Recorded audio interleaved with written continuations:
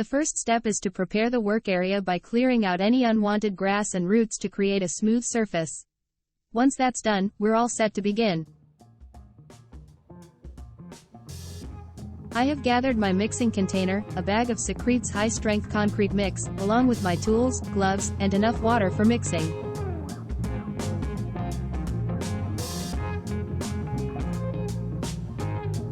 We'll just watch this old man do it for me, and show us how it's done. I'm just saying. Next, we'll lay down the flexible concrete shaping form in the desired size and shape, securing it in place with anchor pins to prevent any movement when pouring the concrete. For larger stones, additional forms can be added to increase the size as needed. Now it's time to mix the concrete by combining the 60 pounds bag with water until it reaches a consistency similar to peanut butter. Once mixed, pour it into the form, level it out, and shape it using a trowel. Remember to wear gloves when working with concrete.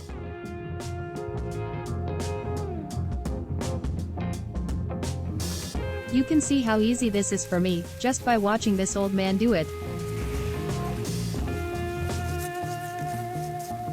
This man appears to be thoroughly enjoying himself as he plays in the mud, perhaps reminiscing about his carefree childhood days, which are long gone. I'm just saying. Tapping the surface like this is what you want to do. This helps settle the aggregate and brings the moisture to the surface, which is good if you're planning on adding color. Tapping the surface gives you a smooth-looking stone.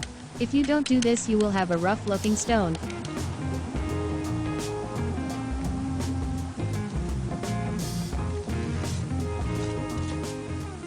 Now start adding a surface color and mix it into the top 1/2 inch layer of the stone.